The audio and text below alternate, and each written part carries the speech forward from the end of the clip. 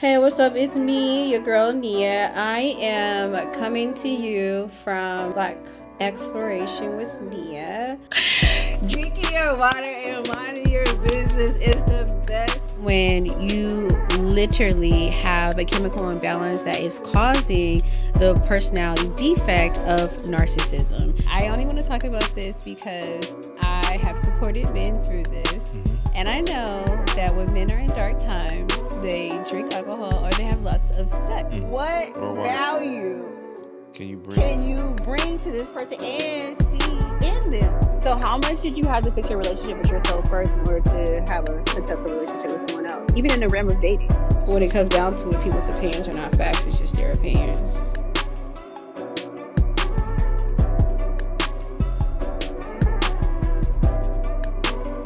My name is Nia, and I am here with Black Self Exploration with Nia. I want to thank all of you for tuning in for this amazing conversation of self exploration.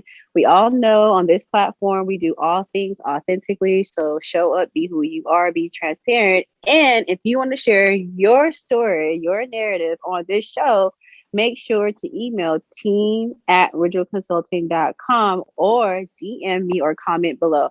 We want to make sure that we make this the most safest space to explore your journey while being Black.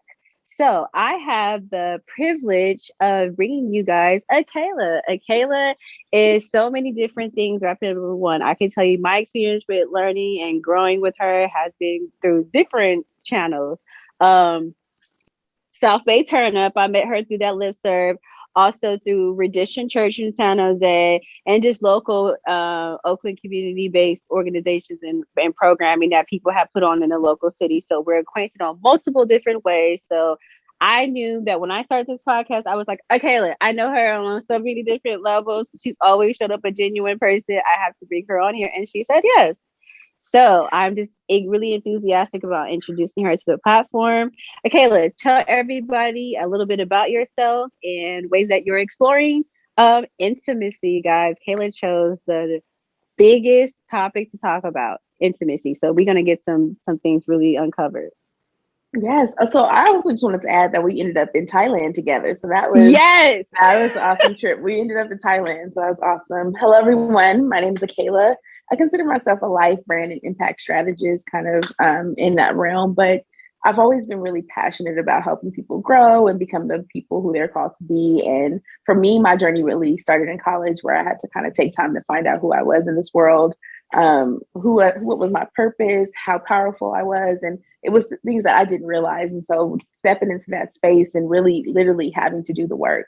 I often tell people I got a degree in me because I spent so much time focused on healing, going through that process. And so I really wanted to talk about intimacy because I'm in a relationship, but I'm also learning how to be more intimate with myself in my journey through that self-care process and really getting to know who I am and taking care of me in order to be able to really thrive in this world.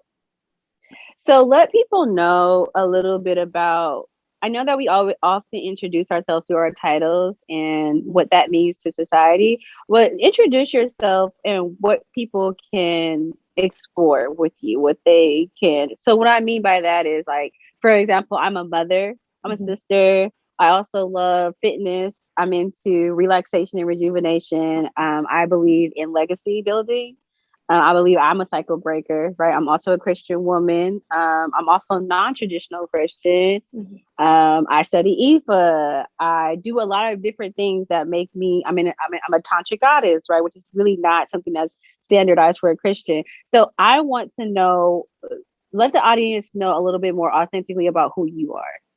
Yeah, no, that's a great question in terms of asking more. And so really, I consider myself a humanist. Like, and when I say I'm passionate about people, I believe in liberation to the fullest. I believe in being able to play and enjoy and thrive in life. And I grew up in a way in which the idea of safe and the idea of being successful and all of those things came into play. But through my journey, really understanding this idea of like, I can change the world by creating, innovating, coming up with cool solutions for people to find safe places to heal and grow and thrive. I'm interested in just kind of wellness and dance and music and art and creativity in a way that really liberates and frees people. Um, yeah, so like I find myself, I'm in this place where I'm exploring that even more, right? I think we kind of could talk about it from a place of a personal brand, right? What is my personal brand? And I'm reacquainting myself with that. And I also would say, like, I believe in being bold and brave through my haircut, through my clothes, through helping other women feel like they could step out and be who they're called to be. So all of these intersections, I think, where it stems from who are you on the inside. And so my focus has really been about that healing piece, that knowing who you are, thriving, enjoying, being successful, purposeful in life. So I kind of come from life through those lenses, which is like play, joy, peace, self-awareness, understanding of who you are, and then allowing that to guide me and how I engage with other people as well. So the buzzword that has been going around is brand, right? And so what you're describing is more of a personal brand. It's not a media marketing brand, right? Yeah. Which a lot of business people, they're focused on a media marketing brand. So I think that sometimes when people talk about branding themselves or brand, they kind of get the business aspect of it versus the personal side of it confused. What aspect of brand are you referring to when you say personal brand? Are you thinking the business marketing structure of a brand, or are you saying my own personal brand versus my own journey of how I present myself to the world? Yeah, you know what? I believe, honestly, so I'm talking about kind of the intersection of both, right? And so even in the way that I see it, it's my personal brand, right? How I show up in this world. Who do I feel like I'm called to be?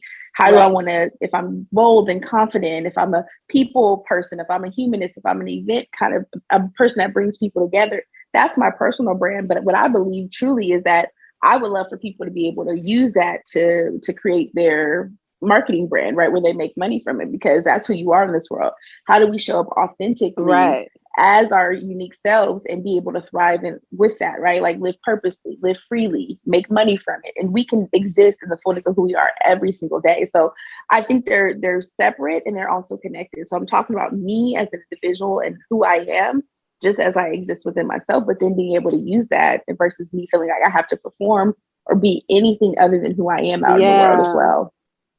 Okay, so let's get deep. Let's take it down another notch, okay? Because we're walking into the realm of intimacy, because that has a lot to do with your personal branding and with your marketing branding side of things.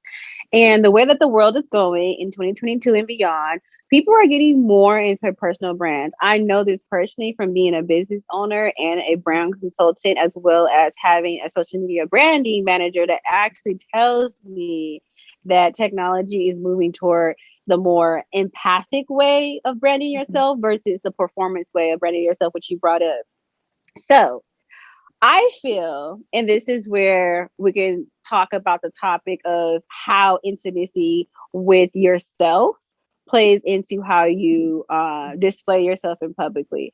So I'll just give a little a history of like my experience, and I'd love for you to share yours. So I was raised Jehovah's Witness in a very strict family, but double duality.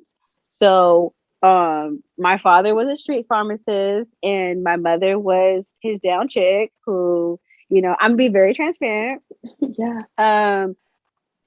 When I visualized being successful in my socioeconomic structure, I visualized myself being a straight and narrow woman, just like my mother was, right?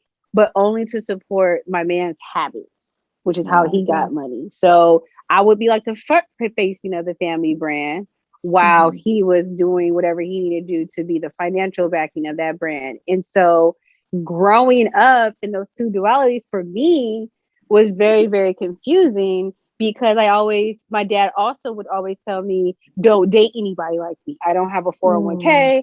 I don't have a retirement plan. He didn't have all these things that were stationary for longevity. And so he knew that. And so where that left me in my faith and beliefs is where I had a lot of questions. Like I was like, okay, so God, is these people are supposed to be bad people, but they're my parents, and I know they love you, and I do too. Like, who is the op here. Mm-hmm. Like, which person am I supposed to listen to? And God kept telling me. And I listen to anybody. You're supposed to take what you need to take. And we just had a past guest that was just talking about, how he perceived the world, right? You're supposed to listen to me, right? You're supposed to, be guided by my morals and principles. But I had all this exposure to these double-minded things. So tell me how, when we talk about intimacy, how understanding yourself, both spiritually and mentally, can really lead toward you having a financially lucrative brand. Yeah, no, that's a great question. I think, can I tie into kind of your story too, of your own personal journey? Yeah, so for sure. I grew up in East Palo Alto. So at one point, like probably around the 90s, it was the murder capital of the world, right? And so growing up, my mom felt the need for us to be safe, protected. And so kind of, again, living in this duality, I also lived in duality of like, okay, I think I'm this person, but I live here, but I have to be this way to be a good student. But I'm seeing the people on the street, I'm hearing the stories. And so it was really confusing growing up about who I was and how do I show up in the world. But I would never forget, as a young person, I had this inkling that God called me for more. It was really weird. I don't think we didn't even grow up in church. I never grew up in church, but I just, there was something on the inside of me that felt like God wants more for me.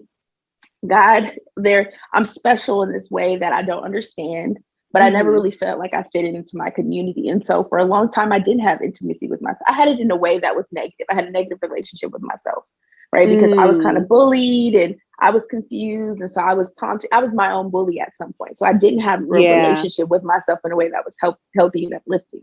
Although I was the only person supporting myself emotionally at that time. So it was really complex because my mother was there, my father was there, they raised me, but at the same time with the emotional stuff, they weren't there.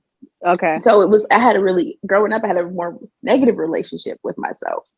And then as I got older and got to college, that's when I had to sit with myself a lot. That's when I had to go through the pain, and through that, like uncovering and saying, okay, this is the monkey that was on my back. Here's what I was dealing with. Here's how I was really feeling about my life. And that's what I realized, wow, like I was depressed. I didn't even know I probably was depressed longer than I even realized. And so a part of even that learning to sit with myself now in a healthy way and start to understand and process all the feelings that I was having about life, because I was like, nobody understands me. I don't fit in. I don't know. This life is not my own. I'm living someone else's life. My mom wants me to be the good girl, and I'm the second to oldest, but I'm like the big sister. I'm all these roles. And so I didn't have time to be with myself and just to love me and learn who I was. And so it was really in college where I had that breakthrough moment of intimacy with myself and saying, okay, like it was crying. It was going to therapy and processing things. It was really healing. And I think through that, that's when I started to uncover my power. I was like, oh my God, I'm powerful. I got a voice. I have gifts on the inside of me. Like the world needs to hear that. And I think through that journey of understanding that, then I was like, okay, I could do something with this. I have a purpose. I have a mission. And when I understood my mission, that's when I realized, okay, I can make manifest my dreams in this world because I now know my mission. I now feel like I have the confidence. I have the power to do the things that I've been called to do. And I think that's what allowed me to then be able to say, okay, like I can actually make money from my gifts. I can actually put my gifts in the world. And I'm still kind of in this journey of understanding everything. But once I had that realization and I went through that journey of healing and sitting with myself, I even published a short story in college, it just was me. I was like, oh, I want to write a book. And I did it. But I remember being in my dorm room, sitting there and just being like, I'm going to do this. And I had did my first website in college. Like it was all these things, but really through healing and just being with myself. And I had my friends around, but being with myself, like that's when I realized, okay, I'm more than what I thought I just had to be in this world. Like I can be who I'm called to be. I could use my gifts. I could step into the space of boldness and confidence and courage and all of the things and really use that to propel me forward in my life.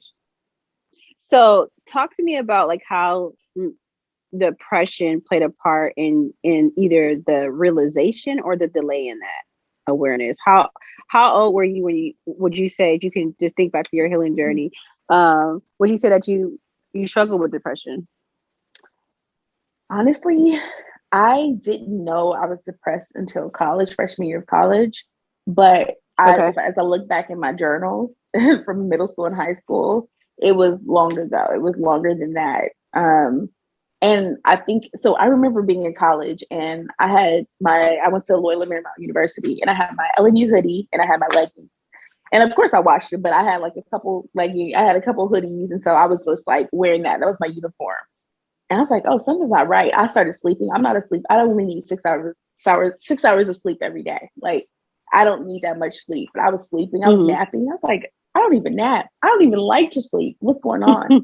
And so going, at that point, that's when I started my healing journey. So I wasn't even as aware of the emotional, like my mental state in high school and middle school. Like I knew things weren't right, but I couldn't fully process it. So it wasn't until college where I had the awakening in that moment of sitting with myself and being like, okay, this is not right. And I honestly don't know how I ended up in student psychological services to actually get help, but I did. I went and got help. And so I thank myself every day for that, because I'm like, how did I even know to do that? And that to me, again, that was when I started my journey. And just a quick side note, actually, so I was looking back in some of my high school stuff. My mom had a box of it and I looked through and I had we did this end of the year project where we had to kind of write stories to ourselves. And I remember writing a letter to myself and said, like, you're going to find yourself. Like when you go to college, like, I love you, you're going to do great, you're going to find yourself. And so it was, as I look back coming full circle, I was like, oh, I actually manifested that journey to be able to get to say, okay, it's time. And so that's when that freshman year of college was my first semester. That's when I started to do the work and started to find that healing journey. That's dope. So let's talk about like just how protective you are of yourself. Because one of the things that on my healing journey, so part of my healing process was I had become such a critic of myself because I grew up with in a perfectionist household. So presentation was everything. And because I would continuously show up perfect when I was going through things, I developed this really big disconnect between how I felt versus how I presented myself. And so I stopped trusting myself to keep myself safe. And so what that brought on for me is then I would get in relationships with people. And it didn't matter if you were, I'm heterosexual, but I would also depend a lot on my friends for emotional stability and to like kind of check my mood, instead of like checking my mood before I greeted my friend, right? And whatever Nia they got that day, that's for whatever Nia they gonna get, and they're gonna have to deal with it because this is who I am and this is where I'm at, right? And one of the things that made me recognize the fact that, people don't have to be good to you. They don't have to deal with you. Like, yeah, sweetheart, you cool, you fine, you got your stuff together. But like really treating people how you want to be treated is part of that reciprocity that you got to get together. Or you're going to lose some great people. And I remember this one time I had got into it with my friend. I mean, we got into this heated heart argument, like extremely. And I was like, done. I was like, I'm like never talking to her again in my life. Like, I'm done with her as a person. She's dead to me. Do you know she would not stop letting me be her friend? She was like, listen, I know you're upset, but when you have real friends, you get in arguments with them.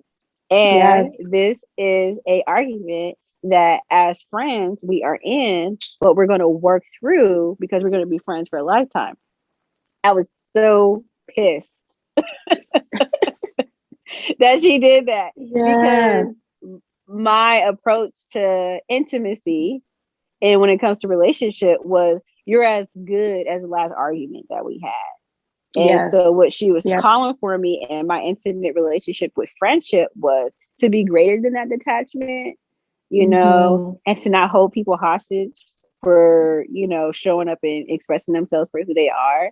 Looking back on your journey, and exploring intimacy with friendship and that, have you had those lessons in friendship that where you had friends hold you accountable for being or breaking certain habits and cycles that you've been in when it comes to intimacy and friendship?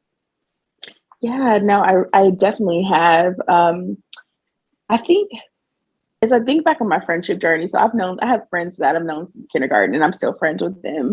And I think awesome. There was a way in which through those kind of that like middle school, like elementary school, middle school, high school, when it really mattered, I was able to get away with a lot of stuff. I was able to wear the mask, but it was, again, college was this breakthrough moment for me because I remember being with my freshman roommates, and they were my friends throughout college. They were like, we would have kumbaya circles. We would sit there and talk about things. Like even when we first met, we sat down, talked about our families, so we understood each other. And then we would have circles where we would hold each other accountable. And for me, it was, hey, you don't get to shut down, right? You don't get to pull away. Right. We love you and we care about you and we want to help you. So you have to be, more forthcoming with how you're feeling because you could change the room. So for me, I would shut down.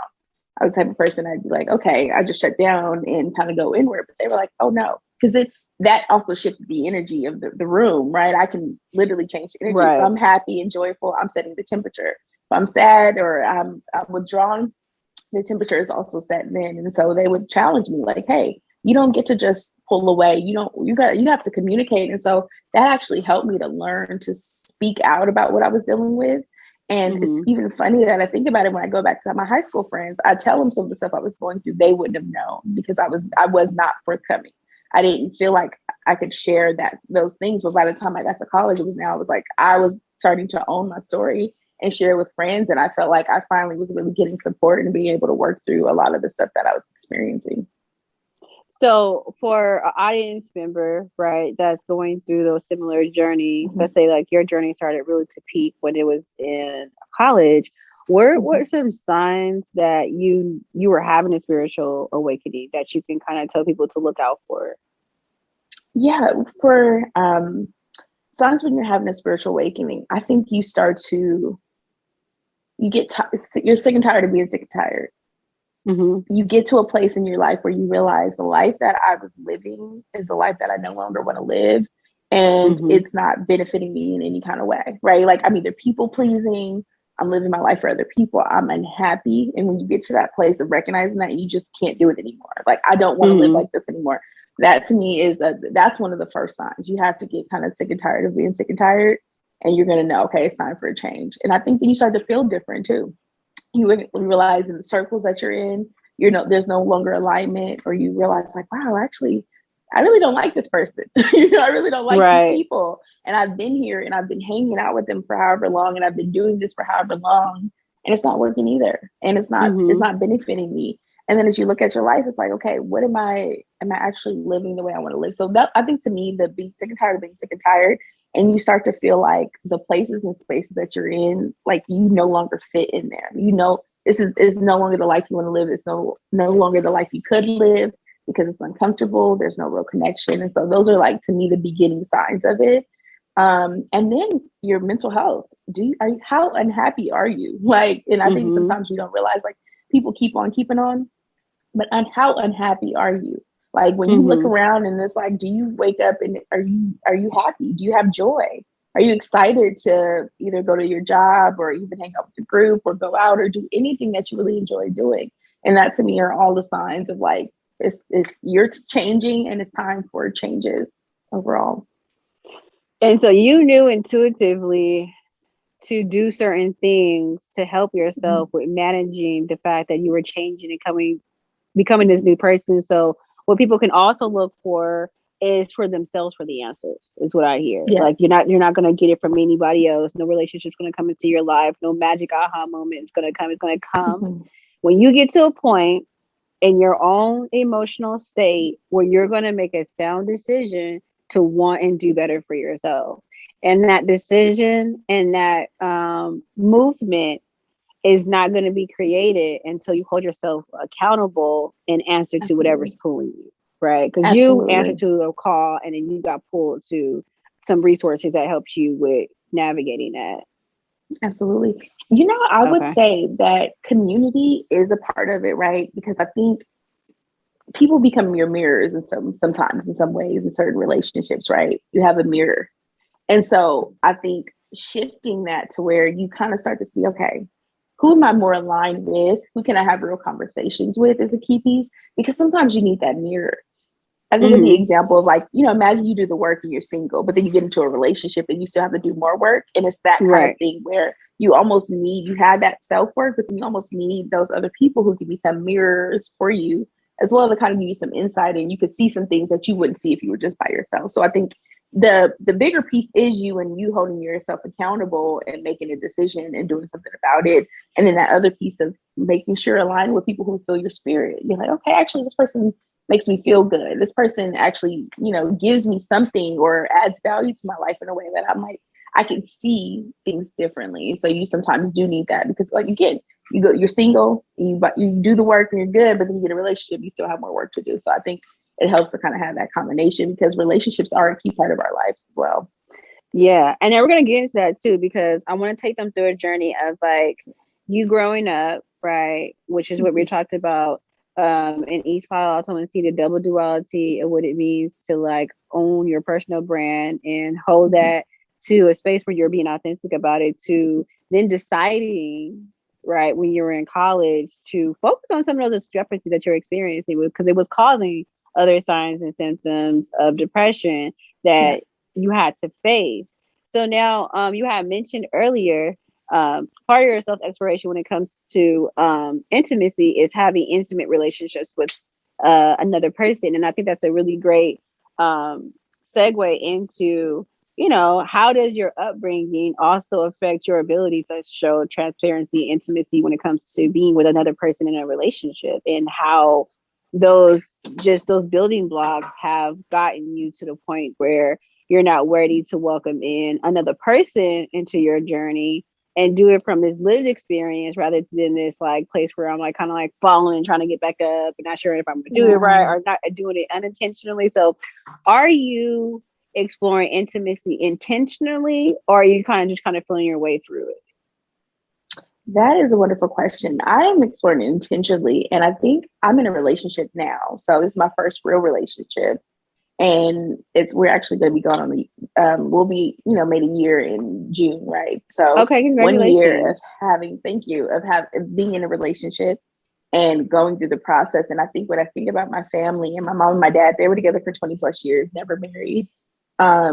And I think I always question, like, what does love feel like? Because to me, love looks like it hurts, right? Like there's a way where it's like love hurts here. And so that actually changed the way I saw relationships and how I navigated.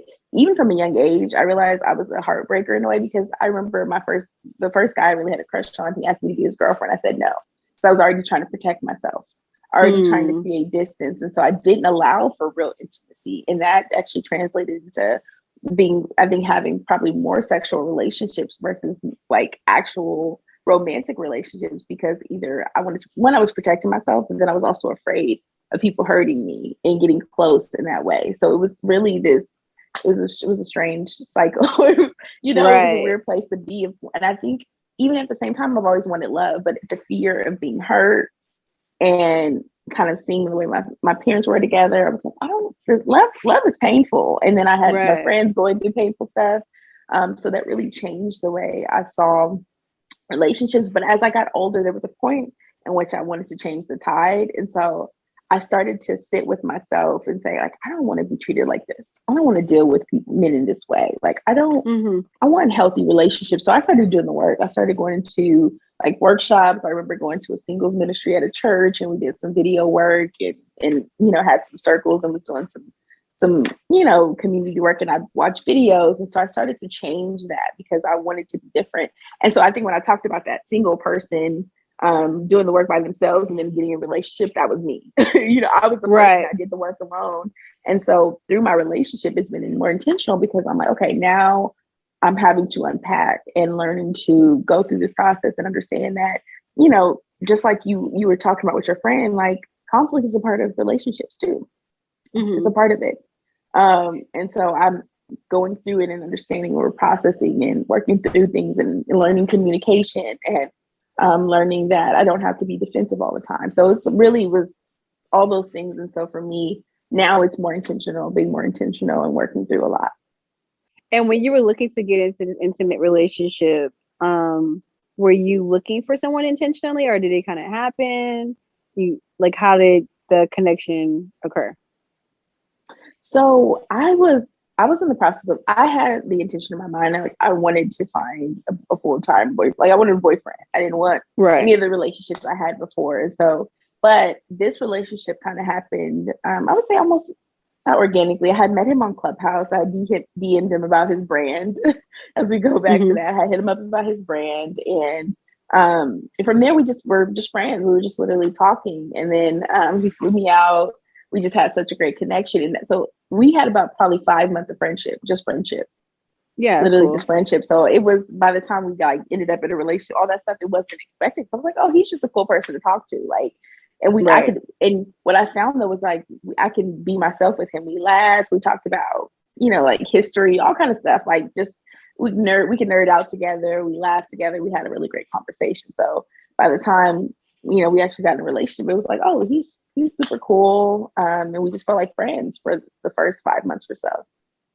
So how much did you have to fix your relationship with yourself first in order to have a successful relationship with someone else, even in the realm of dating? That is a great question. And I think I'm still learning. Like I would say, honestly, I'm still learning. And I think he actually helped me to, and when I talk about again, that person being a mirror, he actually helped me with a lot in learning how to better put myself first and helping me through that journey. So he was really supportive in that, because when I met him, I was also going through this healing journey.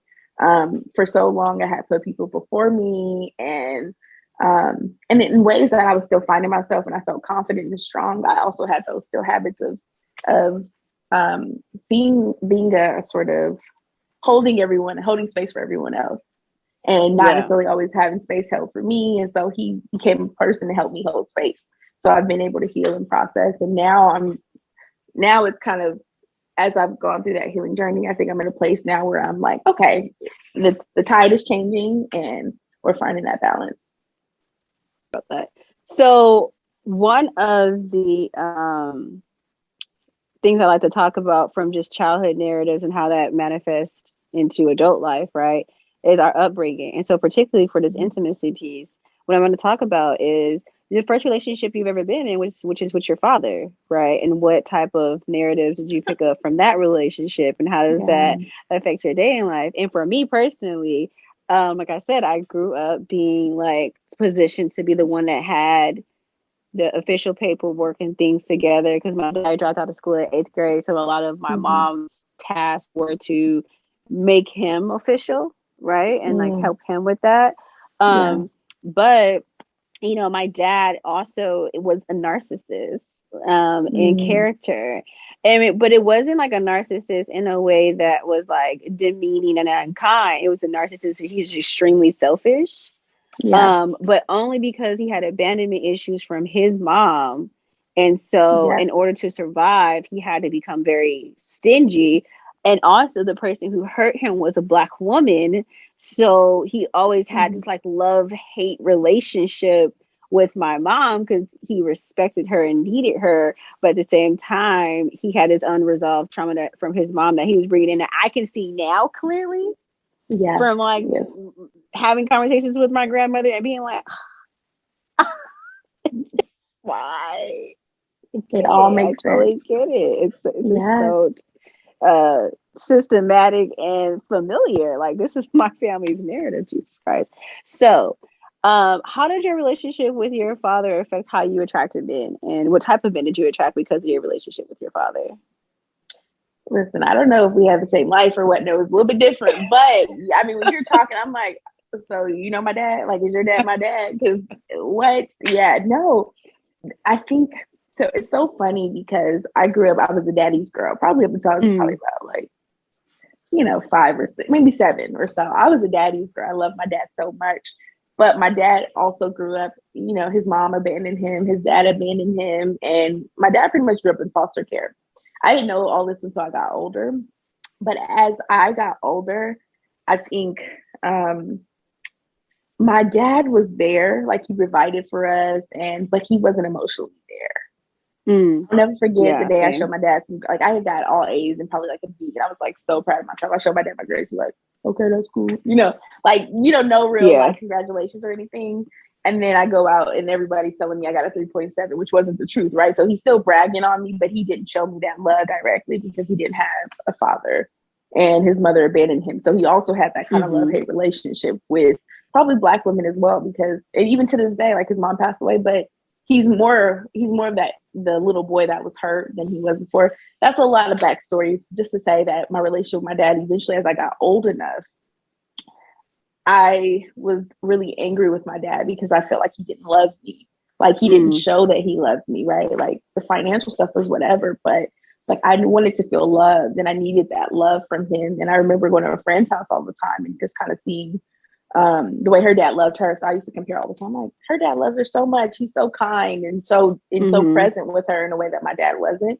And so for me, in middle school, I was bullied by one of my crushes, and then my dad was there and wasn't probably in a healthy place. So it made me feel like, again, love hurts and there's no man that could protect me. So I actually lost a lot of respect for my dad at a really young age. And from there, it was like, I don't know that you don't love me.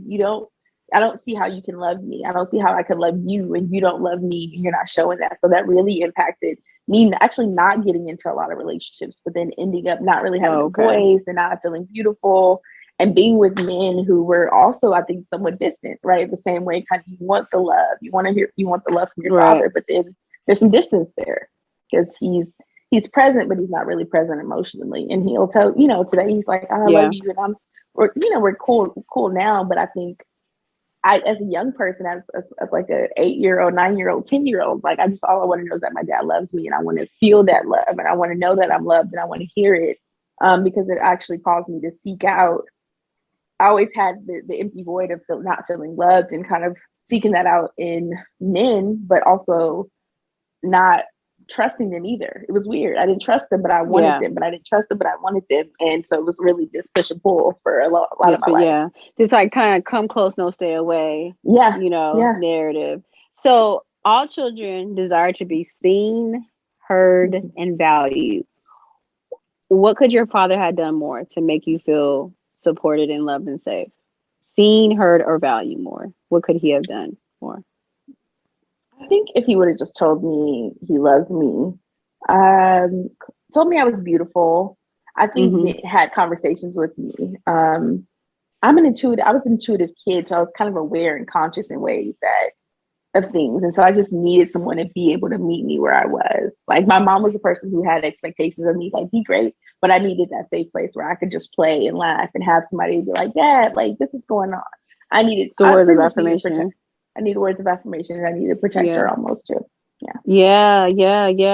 So, and you know what? That's where I was just talking to my past guest and I was just telling him, so we talked about Kevin Samuels passing away, right? And all those things just happening and his narrative that he was sharing with other people, right? Around it was this submission to get, right? And where we were talking about where it's not a submission to get, it's more of a submission of two people coming together and saying, because I see you as this amazing person that I can add value to because that other counterpart sees them as the same thing. That's where those two people align. And how can you to then expand that together, in co-partnership versus it just be like, I need this in order to get that, to give you this so you can get that, right? It's like this cat and mouse game that we traditionally play. And so I say that to say, how amazing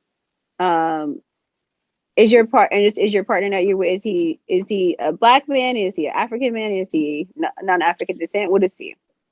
So he's his dad is actually Nigerian and his mom is African American. So he's 50-50 split. Okay, so how has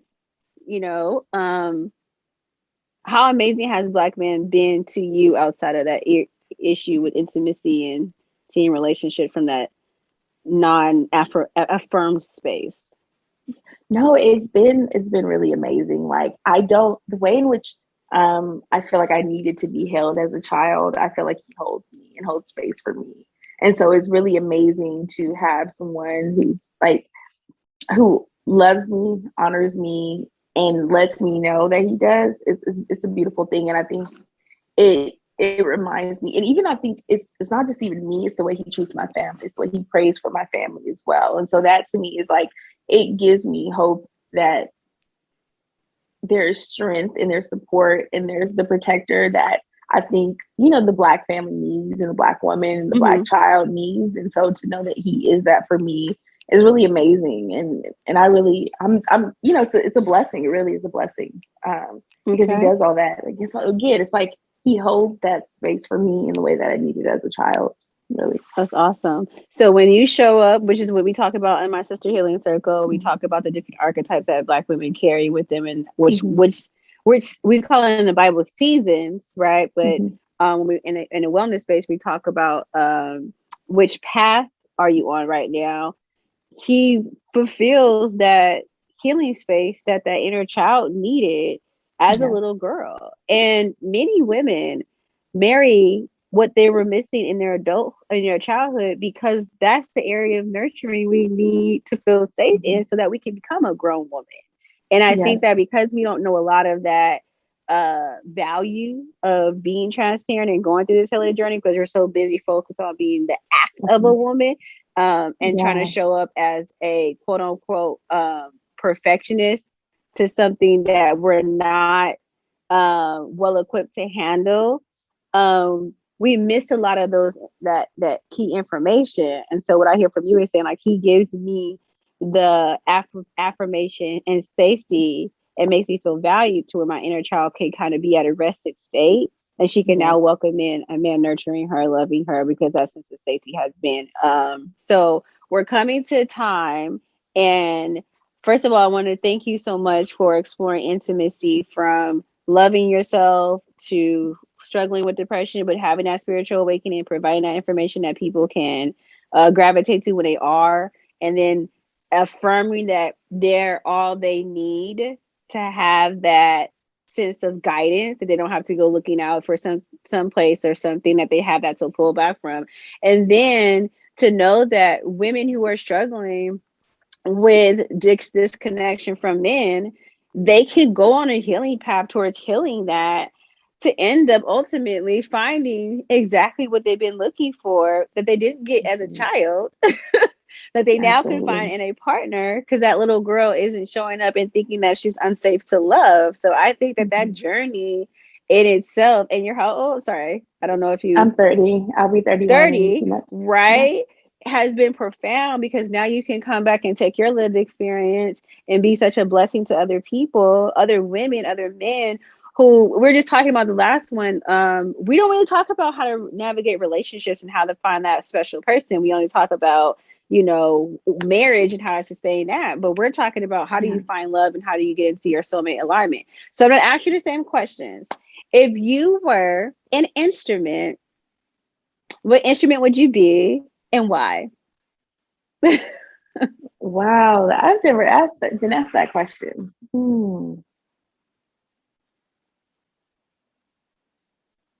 I'd probably be a saxophone. Okay. Why would you be a saxophone? I feel like saxophone day today. I would be a saxophone, because I just feel like the melodies that come out of it, the soul, like, you know, I just imagine someone just really, you know, doing their thing on it. So the saxophone, the melodies. Someone else said that too. Yeah, the fluidity of it, you know. So tell me, in 5 years, right? So I say we're going to watch this for 5 years. What can we hold you accountable for? What can we see for you in 5 years? 5 years from now, my business will be thriving. I probably won't even be having to do the work. It's going to be doing its thing. My brand will have grown. And I'll be out there. You know, people are going to know my name. Awesome. So if people are looking to like learn more about, maybe they need some mentorship or they're building their personal brand and they can use you for your services, how can they get in contact with you, and what kind of services do you offer? That's a great question. So you can find me at Akayla Speaks on Instagram, and that's AKALASPAKS.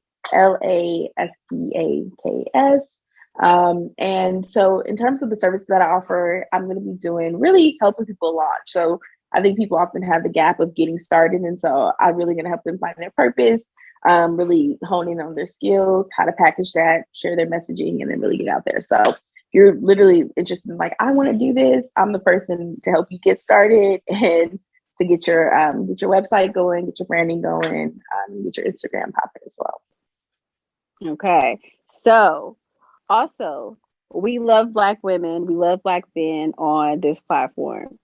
Explain to me how amazing Black women are, right? And how they've played a pivotal point in your life and how you plan to pay that forward.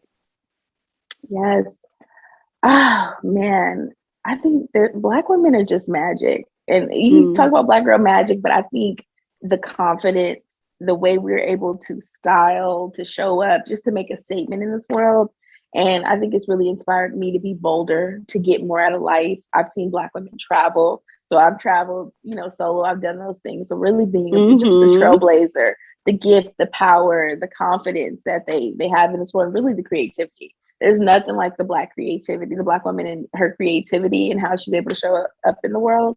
And so that's really helped me to want to be more bold, be more confident, and to even be more sexy because we're all those things. Yes. You know what? I'm going to have to bring you back to a round table when we have one, because I really want to explore sensuality in the Black space, in the Black community, especially amongst Black women, because I feel like we're too hard on ourselves when it comes to stuff like that. Yes. And I think that a part of when we talk about part of personal branding, sensuality is a huge part of that, especially in the Black community. And we need to have different outlets that help us talk about those narratives without having to come off in mainstream media as far as over sexualizing ourselves because of that. But that's a later day at a different time and a different topic. Akayla, you are definitely be here for that conversation because that is definitely going to be a timely one. But I want to thank you so much for being here, for being on the taping of the show, for just being you, for answering to your calling and for healing and being able to be a vessel on the other side of outside of your trauma narrative. Thank you for being whole and complete enough to share that story with us. I want to welcome so many blessings into your new alignment and a new path that you take, and hope that you continue to stay in that and what makes you happy as a priority first, right? So for those of you who enjoyed Akayla's story, who want to get in contact with her, who want to work with her, she is a resource. That's why she's here. Not only is she like a phenomenal woman business-wise, but she's also killing it in her own personal brand. And that's the person you definitely want to work with, a person who knows authentically what their path is. So this has been another episode of Self-Exploration with Nia. You guys know this is a place where Black people can feel safe to explore their story without any judgment or bias. We take our mask off here. If you enjoyed your experience, like, click, share. Also, in the comments, comment. We want to have commentary between us and who we bring on here. So if you have a story that you want to share, visit team@rigidconsulting.com or comment or personally DM us so we can have you here in the studio with us or live via Zoom. So thank you so much for being a part of this network. I'm looking forward to see what we can build and where we go. Thank you so much. Peace.